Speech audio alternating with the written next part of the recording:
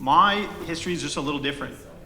I've built or started 4 different companies in extremely different places, regulated medical devices, complex immigration marketplace, fintech, and now AI for chip design. And so what I'm going to try to do, and hopefully I don't fail miserably, I'm going to try to kind of like pull out some of the meta lessons I've learned mostly from hitting my head against brick walls while trying to build these companies, and maybe place it in a context that's useful right now in the general GTM world, which is AI is kind of making everything go haywire, and it's making it happen very fast.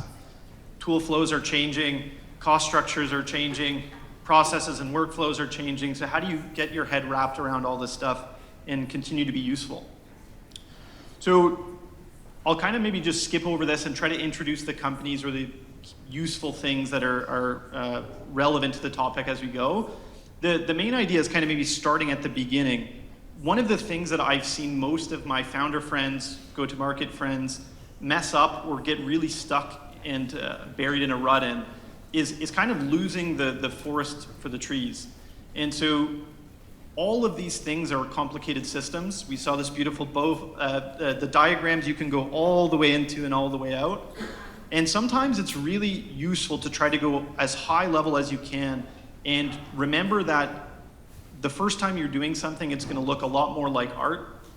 And the more times you're trying to repeat something, hopefully it starts to look more like a repeatable system or a factory flow that you can model. But this can be thought of a different way. I think working with executives, working with startup people, I think a lot of people make the mistake of focusing on efficiency versus effectiveness. So they're doing all of these things super, super well. We're optimizing this little flow, but when you zoom out, that flow is the complete wrong thing to look at all. It didn't matter for the company, it didn't matter for the customer, it didn't matter for the product.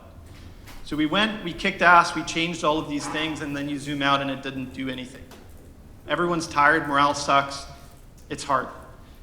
So one of the things I would urge you all to think about is spend a little bit more time trying to ask yourself the hard question of, are you working on what actually matters right now? And be honest, because frequently you're going to gravitate towards the things you like doing, the things you're not scared of doing, especially in 0 to 1 when you don't know if anybody wants what you're selling. But this will save you so much time, so much energy, and I wish someone would have beat this into my brain 10 years ago. The second is, as you have the beginning of something working, and you're starting to push your team really hard, you're trying to build these systems, you have to see the system clearly. This is true at the meta level of the company writ large. It's true for the go-to-market, and if you zoom in and click on customer support or marketing or anything, this is true all the way down.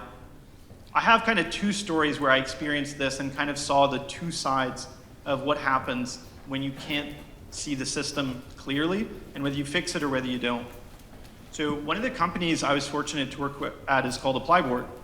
It was a company that was started in 2015 and quickly grew to a $3 billion company in a very niche, weird market of international student marketplace. So it helps students all over the world figure out what schools in Canada, US they can get into based on their math marks, how well they speak English, and all these things. Now, the go-to-market for this is hilariously complicated.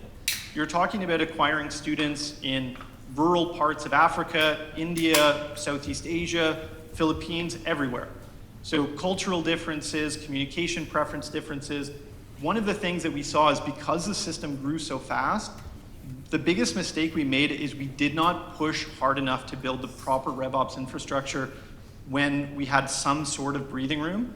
And all of a sudden the growth piles on, and then you're sprinting and trying to overhire just to keep up with the demand. And that system gets more and more out of whack, and all of a sudden the frictions between different teams become larger and larger. It's hard for people to agree even what problem exists in the company. So if you can imagine this, like most of these people only wanted to work on Signal or WhatsApp because they don't trust their governments. And at the time there wasn't cool WhatsApp integration. So you're out here and you're saying, okay, we've increased our AEs by 5x in the last year. Who is the most productive?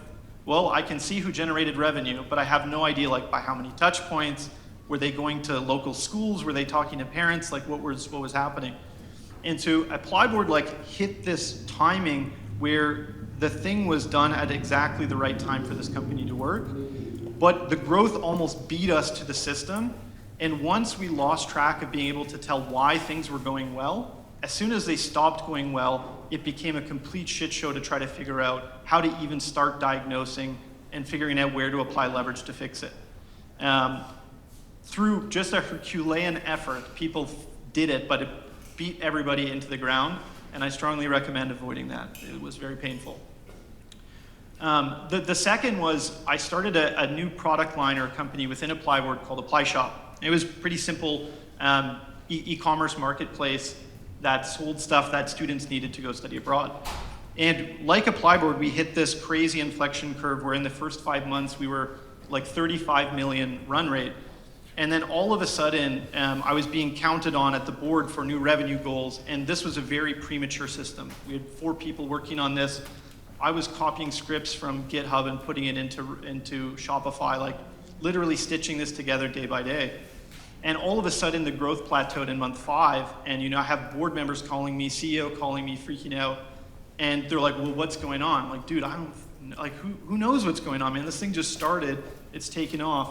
And basically, what I did is I just pulled everybody into a 2-week sprint, and we built the most disgustingly detailed segmentation I could possibly build. Cohort analyses, ran all of them through, and it became very clear where we could pull apart, figure out which segments were stuck, which ones were saturated, and which ones had a lot of room to go. And that allowed us to pull from the 30 million kind of plateau we were stuck on to almost 100 million run rate. The main idea here is when you are stuck in go-to-market, your first question should be, do I understand my customer enough? The answer is usually you don't.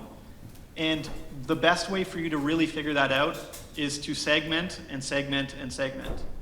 And I can't recommend that enough. If you're stuck in growth, segment. Segment more, segment more.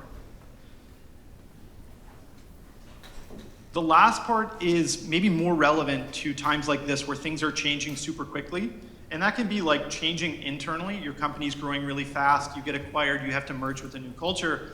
Or it can be external, like there's a brand new competitor that's super well funded, or a new technology comes and might, swipe you from the side. Again, I think this is more about like how do you see the overall system clearly so that you can adapt to change or even see it coming.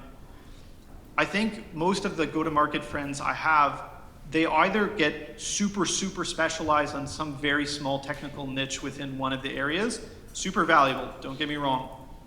This point is more for people who want to either be executives leading companies or start companies yourself. And you need to be able to think of go-to-market as a system, sales as a system, marketing as a system. And it is important that you do not lose sight that those things are deeply and inextricably linked to finance, to engineering, to product, to what's going on outside in the world of venture capital if you need money to keep that growth going. And the more you understand these external systems, the better leader you're going to be, the better clarity you can provide for your teams, and ultimately the better direction you can send your team on and eliminate that time where you're kind of just spinning wheels. 2 kind of experiences I have doing this were at ApplyBoard we had all these crazy lessons. My first company, I had the lessons for medical devices, and kind of what we tried to do was architect passage from the whole system rather than starting at the smallest part and building up as the complexity happens. And for me, it was the only way that this company Passage could be built. And what we did at Passage was we took the ideas of ApplyBoard and we added a really complicated unsecured loan in the middle of it. The basic idea was if you talk to construction companies in Newfoundland, they cannot find people. If you go to northern Alberta, it's the same. Canada has all of these types of jobs that we need that we're not being able to fill. And we asked the question, like, why can we not think about this like the way that an executive recruiter would, or the way that, a sports recruiter would? So our job was to go find the best people in the world for whatever respective function Canada needs, nursing, plumbers, construction, things like this. And what we had to do was build a system of people who were very wide breadth and could handle wide systems around branding, around mid-funnel, around B2B partnerships. And the whole idea is I could never have built this company if I didn't face so many hard lessons on these first two companies. And I think it's just like an homage to the importance of kind of jumping from the most bottom level details to the highest level details, and always asking yourself, what part of the system are you working on? Is it the most important? And what system needs to be put in place to push the things that need to be pushed? So I think if I'm gonna just try to summarize really quickly, it's spend way more time thinking about what actually needs to get done, what's the most important thing right now. It's make sure you're seeing the actual system. That's partly technology, it's partly process, but it's also human. Make sure you're looking at the ugly things that you don't maybe want to see. The bad numbers, the tough numbers, the things that you're scared that you can't hit. That's actually where progress is going to be made. And last but not least, the more you understand not just the GTM systems and subsystems, but the ones adjacent, the engineering, the finance, everything else, the more effective leader you're going to be, the better, bigger, faster you can build things. And hopefully will help you more easily adapt in a crazy world where AI is changing things as quickly as it is today. I'll shut up now. Thank you.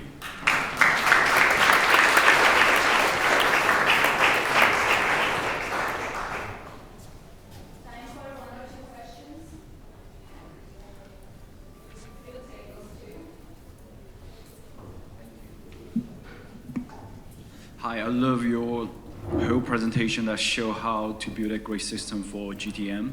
So I would wonder, do you have to stop doing this? That is something you must avoid in terms of building a great system in GTM. I try as hard as I can to never say words like must or do. It might be true for some period of time, and then it will no longer be true, and you'll get stuck. I think it's better to think of things as a system, and you'll understand where the bottleneck is and where to push. And then when you solve that bottleneck, it will appear somewhere else, and now you know which part of the system needs work, rather than trying to define it narrowly as a playbook of thou shalt do this and thou shalt not do that. I think that is important, especially at really large scale companies where people don't have all the context. In my scale, where you're kind of building everything from zero to some scale, I try to push people, don't think in playbooks as much as humanly possible. Thank you.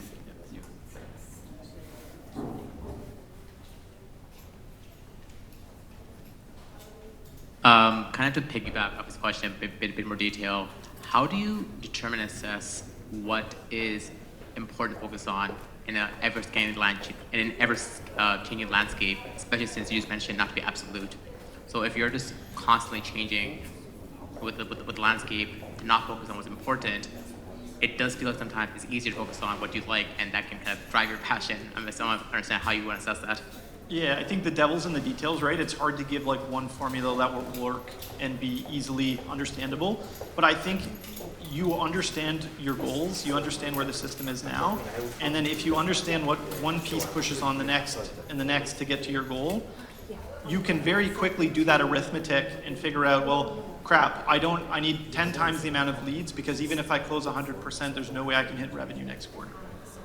So you have to understand your goals of where you want to go, and you have to understand the pieces and how they fit together, and what arithmetic you can use to get from where you are today to get to where you want to go. That's different if you're in medical devices, where maybe you have a much larger constraint around like manufacturing and upfront fixed costs versus, like a social media company. And that equation is much more on optimizing for CAC. So it's challenging because each system is quite different. You have majorly different hard parts of the company building process. But if you think about it in the right way, you can architect it into a business equation, and then you can actually figure out at least where to start looking for where the problems are.